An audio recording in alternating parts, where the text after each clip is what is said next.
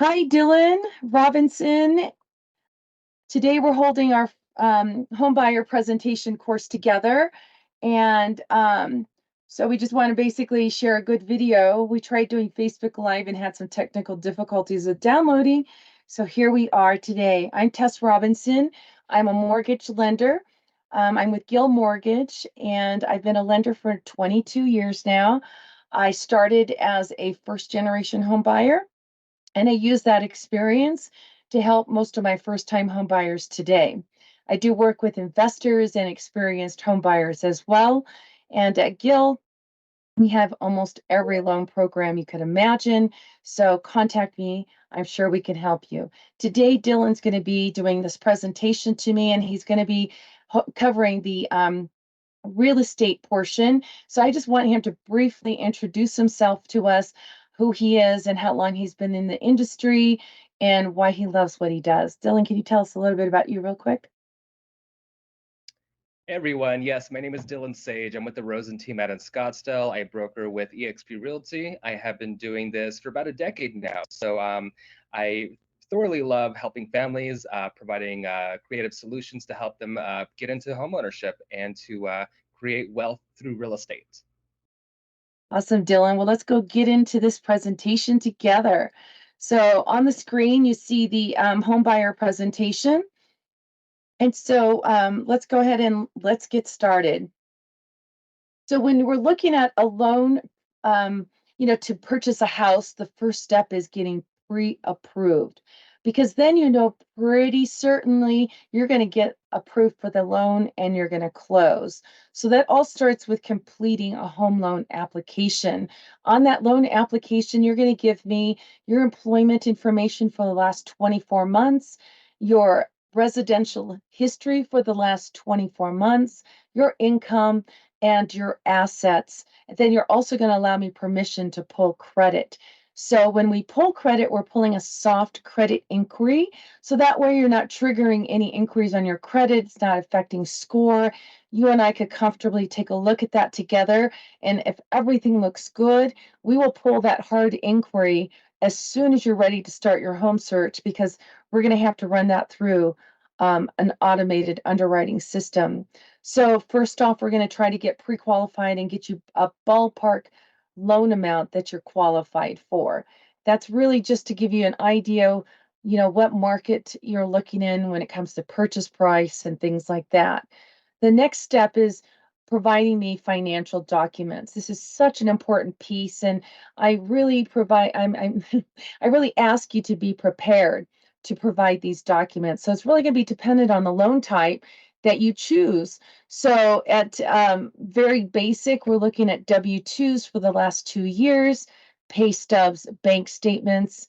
Now, if we're adding a Section 184 loan or a down payment assistance program, then we're going to need tax returns on top of that. So once we know what loan you're qualified for, then we'll send you a loan checklist, and it's important to provide those back to us as quickly as possible, 24 hours if possible, because we really want you to be ready to start this home process when you start that loan application. So once we have the documents, we reviewed the income documents and income looks great, assets are matching up with the application. Then we run it through automated underwriting with a hard credit inquiry, and we're looking for an approved eligible.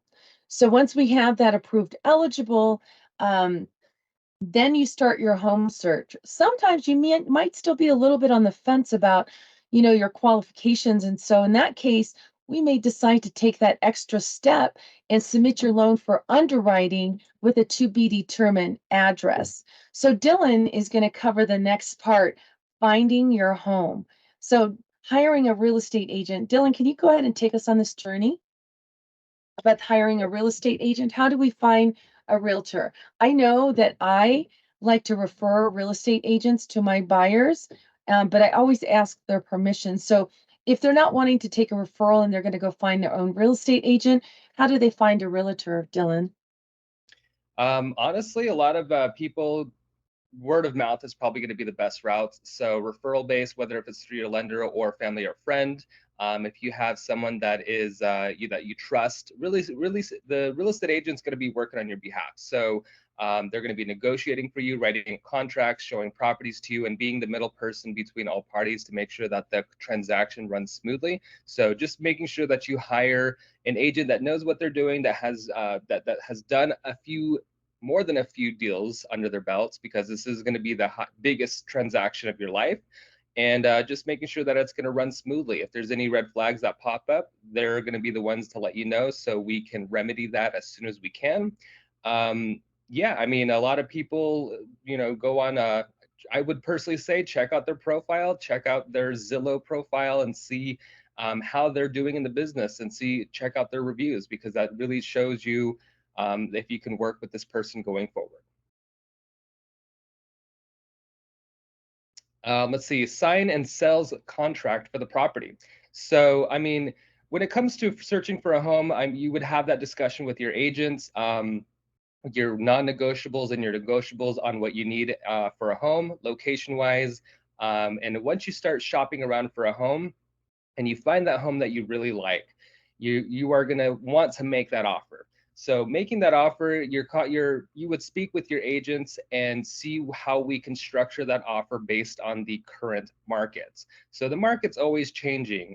We are right now, currently, we're more of in a seller's market, but that fluctuates from a buyer's market to a seller's market, and it can be neutral. So that's going to really determine what kind of offer you're going to make, how strong of an earnest deposit you're going to make, and also the terms that go along with that. So there are many ways we can structure that offer to make it a strong offer, and still get it accepted despite your buying power.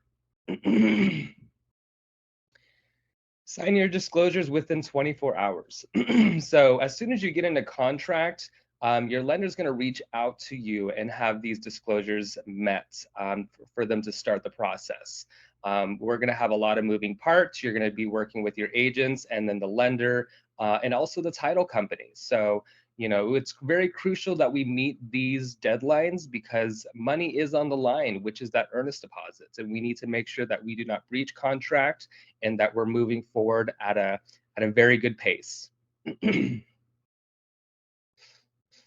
All right, so attend the inspection or review reports. Once we get into contract, the seller agrees to your purchase offer, and the earnest deposit has been submitted to the title company. Your agent should be, the one scheduling these inspections. So ideally, the general inspection is going to be, varies, from 350 to 500 plus. That really comes back to the agent you're working with.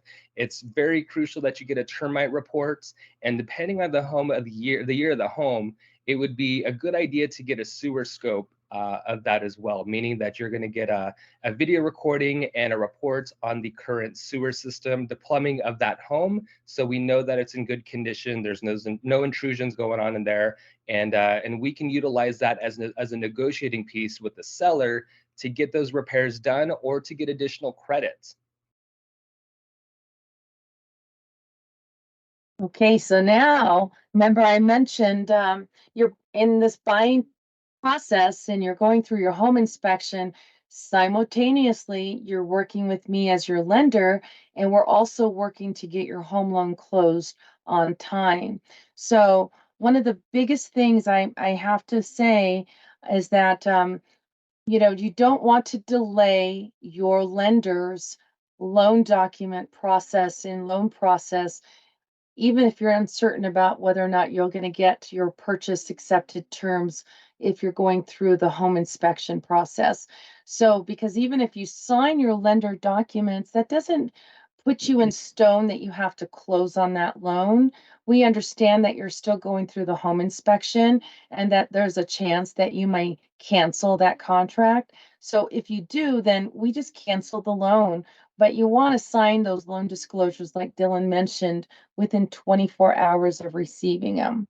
So once your home inspection is complete, you're satisfied with that. Maybe you renegotiated some terms and everyone's happy. We're moving forward. Then we order the appraisal. The appraisal depending on the area and depending on the type of loan, they can take from a week on up to 3 weeks. I've had loans in a rural area take up to 4 weeks, but most times in the metro areas, you're looking at within a week's turn time to get an appraisal. The appraisal fees, again, in the metropolitan areas are a lot less because there's more competition. So you're looking maybe 500 to 650. Whereas if you're going way more rural, further outside the city limits, then sometimes the cost of the appraisals might be just a little bit more. But you want to make sure that you have those funds available at the time of request because those are paid out of pocket as a closing cost up front. So we get the appraisal back, and let's say value is great, the property is in good condition. We resubmit all that to the underwriter, and we get all the conditions cleared, and now we have your loan approval. So once we have loan approval, you're also going to be getting a closing disclosure. That closing disclosure is an audited funding report, and it's done by our closing department and the title company, and they're making sure they have exact amounts of taxes and interest and closing costs. And there's the seller, there's the buyer, there's the lender, there's the title company, there's so many parties involved. We want to make sure everyone's numbers are matching. So you sign the closing disclosure. If you're uncertain about anything, you have this time to talk with your lender, and 3 days after getting this closing disclosure, that's the soonest that you can sign and close on your home. So next step is you sign those closing disclosures, 3 days have passed. Now you're either at the title company or you're at a mobile signing at your choice of location, and you're signing those documents. Sometimes your closing might happen same day, and sometimes it might happen a few days later, depending on your contract close of escrow date. Once your loan is funded, then the title company will record with the county electronically. Once they confirm that recordation, then that house is legally your home. Then your real estate agent's going to reach out to you and make appointment to get those keys to you. So that is the home buying process in a nutshell. There is a lot of moving parts in the middle of all that. However, you know, let me go ahead. However, we want to make sure, that you have at least an idea of what that journey looks like. Everyone's journey is different. Sometimes there's roadblocks that come up in the middle of that, and that's going to be unique to your process. And so that's where it's so important to work with professionals that are going to be there to support and hold your hand through that so we can explain, hey, this is okay. This happens. This is how we're going to handle this. And so we do that on the lending side. We do that with the title company that we work with. We do that with the real estate side. So if you're looking for, professional teams with experience helping you to buy your next home, please reach out to me and Dylan. We would be happy to help you with this. And if you're buying a house in a different state, please still reach out to us because we do have a referral network of lenders and real estate agents that we can connect you with. Is there anything you would like to share in closing, Dylan? I guess just some encouragement, honestly. It's just continue saving and speak with the lender. Honestly, a lot of people think that paying off debt is the best thing to do, but talking to a lender and seeing what you can do to get to the end result sooner and quicker without having to spend too much money. Ideally, Tess has been in the industry for 23, 24 years, and she has a lot of experience to provide you as far as lending. So give us a call, definitely. Awesome. All right. Well, thank you for joining us today.